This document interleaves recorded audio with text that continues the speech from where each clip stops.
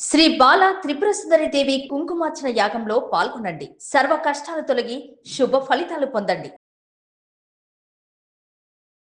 So Ram గారు, అందరూ ఉత్కంఠంగా ఎదురు చూస్తున్నారు. ఈరోజు మోదీ గారి మీటింగ్ ఉంది. ఈ సమావేశంలో ఏం చెప్తారు? అసలే మనం అందరం టెన్షన్‌లో ఉన్నాం. చూస్తూ ఉన్నాం. పెట్రోల్ అంట, గ్యాస్ అంట, నెక్స్ట్ కూరగాయల పైన, కిరాణం పైన అన్నిటిపైన రేట్లు పెరిగితే ఒక్కసారిగా ప్రజల పరిస్థితి ఏంటి?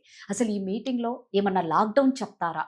అని చాలామంది చాలా రకాలుగా ఎదురు చూస్తున్నారు. అట్ ద సేమ్ టైమ్ చాలా కంగారు పడుతున్నారండి. సో ఏమై ఉండొచ్చు?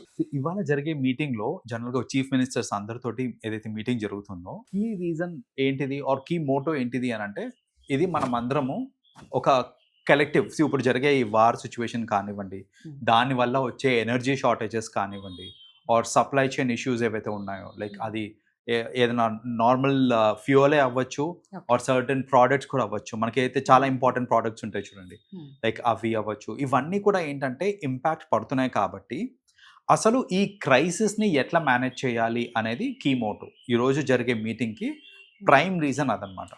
సో అసలు ఎందుకంటే ఇప్పుడు చూడండి, ఒక షార్టేజ్ వచ్చినప్పుడు మనము దానికి ప్రిపేర్డ్గా ఉంటే అట్లీస్ట్ దానికి ఆల్టర్నేటివ్స్ ఏంటి, లేకపోతే ఉన్న రీసోర్సెస్ని ఎట్లా మనము యూజ్ చేసుకోవచ్చు, ఎక్కడ వేస్టేజ్ తగ్గించుకోవచ్చు, ఇవన్నీ వాళ్ళు ముందే డిస్కస్ చేసుకుంటే అప్పుడు ఏంటంటే ఒకవేళ ఇప్పుడు జరిగే పరిస్థితి ఇప్పుడు ఏదైతే వార్ ఇవన్నీ అవుతున్నాయో దానివల్ల కొంచెం పరిస్థితి ఏమన్నా ఇంకా వర్సన్ అయినా కూడా మనము కొంచెం సేఫ్ సైడ్లో ఉండొచ్చు అనే ఒక ప్రధానమైన కారణం వల్ల ఈరోజు ఈ సమావేశం అనేది జరుగుతుంది. దాంట్లో ఏంటంటే ఇప్పుడు చాలా మంది ఏంటంటే ఇప్పుడు చూడండి, ఫ్యూయల్ షార్టేజ్ ఉంది అనేసి ప్యానిక్ అయిపోయారు ఒకటేసారి. మొన్న చూసుకుంటే కనుక ఎల్పిజి షార్టేజ్ వచ్చినప్పుడు కూడా ప్యానిక్ అయిపోయారు. సో అలా కాకుండా ఇప్పుడు మనకి ఎంత రిజర్వ్స్ ఉన్నాయి అని ఫస్ట్ వీళ్ళకి చెప్పి, ఈ రిజర్వ్స్ మనకి ఎన్ని రోజులు వస్తాయి, దాన్ని ఇంకా ఇంక్రీజ్ చేసుకోవాలంటే ఎక్కడెక్కడ మనం ఎక్స్పెన్సెస్ కట్ చేసుకోవచ్చు, ప్రజలకు కూడా ఎంతో కొంత అవగాహన ఇవ్వడం ఇంపార్టెంట్. ఇప్పుడు ఏంటంటే వాళ్ళకి చెప్పలేదు అనుకోండి, ప్రజలకు చెప్పలేదని అనుకోండి, లైక్ అసలు ఏమవుతుంది, ఎక్కడ షార్టేజ్ ఉంది, అసలు పరిస్థితి ఏంటిది అనేది ప్రజలకి తెలియకపోతే there is a problem that తెలియక కొందరు మిస్యూజ్ చేసే ఛాన్సెస్ ఉంటాయి, లైక్ రీసోర్సెస్ని ఎక్స్ట్రా యూజ్ చేసే ఛాన్సెస్ ఉంటాయి. కొందరు ఉన్నదానికంటే ఎక్కువగా భయపడే ఛాన్సెస్ ఉంటాయి. రైట్, ఎక్కువగా భయపడి ఏంటంటే ప్యానిక్ అయిపోయి వాళ్ళు టెన్షన్ పడిపోయి, సో ఇదంతా అయ్యే ఛాన్సెస్ ఉంటాయి. కాబట్టి ఈ రోజు జరిగే మీటింగ్లో ఇవన్నీ చూసుకుంటారు. అండ్ మోస్ట్ ఇంపార్టెంట్ ఇదేంటంటే, ఎలాగో ఎల్పిజి షార్టేజ్ ఉంది కదా, సో అది కూడా ఇది కమర్షియల్ షార్టేజ్ ఉంది. సో దీనిగా ఒక ఆల్టర్నేటివ్ ప్లానింగ్ అనేది కూడా జరిగే ఛాన్స్ ఉందండి. సో ఈ ఆల్టర్నేటివ్ ప్లానింగ్ లో ఏంటంటే, ఈ compress natural gas through pipelines ఉంటాయి అనమాట మనకి సప్లై చేసేటివి. So through pipelines supply చేసే న్యాచురల్ గ్యాస్ ఏదైతే ఉందో దాన్ని ఎలా ఎంకరేజ్ చేయాలి, ఎందుకంటే కరెంట్లీ చూసుకుంటే కనుక మన కంట్రీలో అది అంతగా యూజ్ లో లేదనమాట. మనం ఇప్పటికీ కూడా చూసుకుంటే చాలా మంది సిలిండర్స్ మీద డిపెండెంట్ ఉంటున్నారు. అలా ఇప్పుడు గ్యాస్ కావాలంటే సిలిండర్స్ మీద డిపెండెంట్ ఉన్నారు. సో అలా కాకుండా ఈ న్యాచురల్ గ్యాస్ అంటే త్రూ పైప్ లైన్స్ సప్లై చేసే గ్యాస్ ఏదైతే ఉంటుందో దాన్ని ఎలా ఎంకరేజ్ చేయాలి, ఎలాంటి ప్రాజెక్ట్స్ టేకప్ చేసి దీన్ని ఇంటెన్సిఫై చేయాలి అనేది కూడా it will be one of the prime topics అండి ఈరోజు జరిగే సమావేశంలో. సో మీరు అన్నారు ఇందాక, ఈ ఎల్పిజి గ్యాస్ వల్ల నిజంగా చాలా మంది భయపడిపోతూ ఉన్నారండి. అంటే ఇంట్లో ఇప్పుడు 2 సిలిండర్లు కానీ 3 సిలిండర్లు అలాంటి వాళ్ళకు కూడా ప్రాబ్లమేనా? అంటే ఎలాగంటే టైం చాలా తీసుకుంటుంది ఒక సిలిండర్ రావడానికి.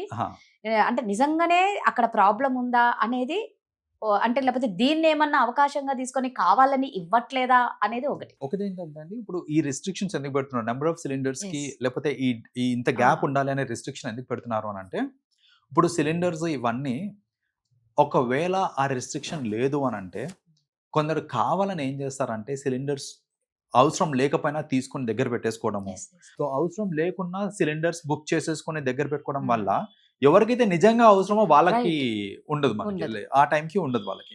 సో ఇలాంటి ఇది అవ్వకుండా ఉండడానికి, అంటే ఇలాంటి మేనేజ్ చేయడానికి వాళ్ళు ఏం చేస్తున్నారంటే, మనము ఒకసారి అంటే it all depends on how many cylinders we hold. ఒకటే సిలిండర్ ఉంది అని అంటే booking to booking 25 days gap అనేది ఉంటుంది. 2 సిలిండర్స్ ఉన్నాయి అని అంటే కనుక 30 days గ్యాప్ అనేది ఉంటుంది. సో అట్లా వాళ్ళు ఏంటంటే they have come up with their calculations అనమాట. ఒక హౌస్ హోల్డ్ కి ఒక సిలిండర్ యావరేజ్ గా ఎన్ని రోజులు వస్తుంది అనేది వాళ్ళు దృష్టిలో పెట్టుకొని వాళ్ళు ఏంటంటే వాళ్ళు క్యాలిక్యులేట్ చేస్తున్నారు. ఒక సిలిండర్ ఎంత కాదన్నా ఒక 25 days అయితే వస్తుంది. వాళ్ళ దగ్గర స్టాటిస్టిక్స్ ఉంటాయి కాబట్టి. సో బేస్డ్ ఆన్ దాట్ వాళ్ళు ఏంటంటే ఇలాంటి రెస్ట్రిక్షన్స్ అనేది పెట్టారనమాట వాళ్ళు.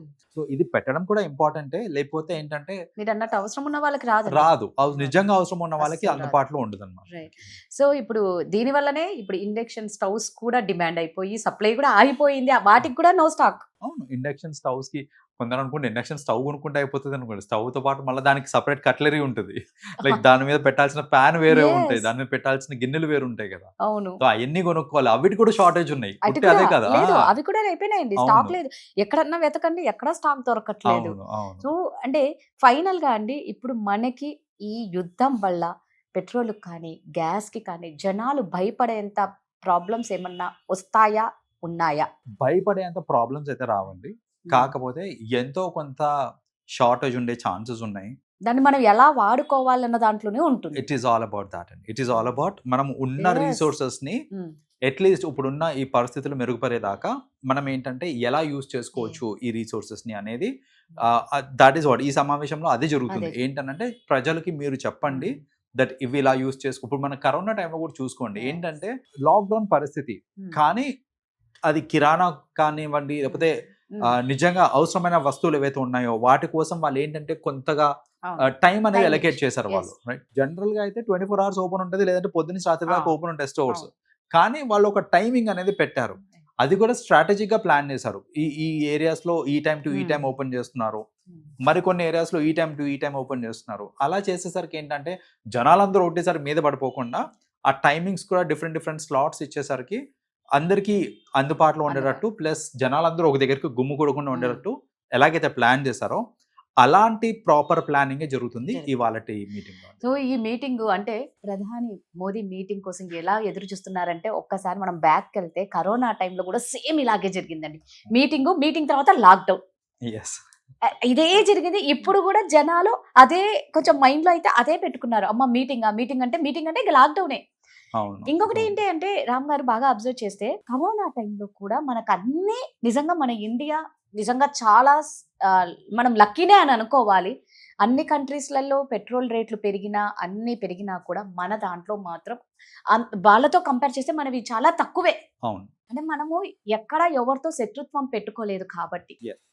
అవునండి, ఎందుకంటే ఇప్పుడు అదే శత్రుత్వం లేదు ఒకటి. రెండోది ఏంటంటే ప్రాపర్ ప్లానింగ్ ఏదైతే ఉందో చూడండి, గవర్నమెంట్ ప్లానింగ్ దీన్ని అప్రిషియేట్ చేయాలి. సో ఇట్లాంటి షార్టేజెస్ ని నిజంగా అసలు మేనేజ్ చేయడం చాలా ఇంపార్టెంట్. ఒక ఇంట్లో చేయలేమండి బాబు. అదే ఇప్పుడు ఇంట్లో నలుగురిని మేనేజ్ చేయడమే కష్టం. చాలా కష్టం నిజంగా. Planning it is all about planning and proper planning చేయడం వల్లనే we could actually go through that phase. Exactly. So అందరం ఎదురు చూస్తూ ఉన్నాం ఏమేం చెప్తారా అని. రామ్ గారు అయితే వారి అంచనా ప్రకారం చెప్పేశారు.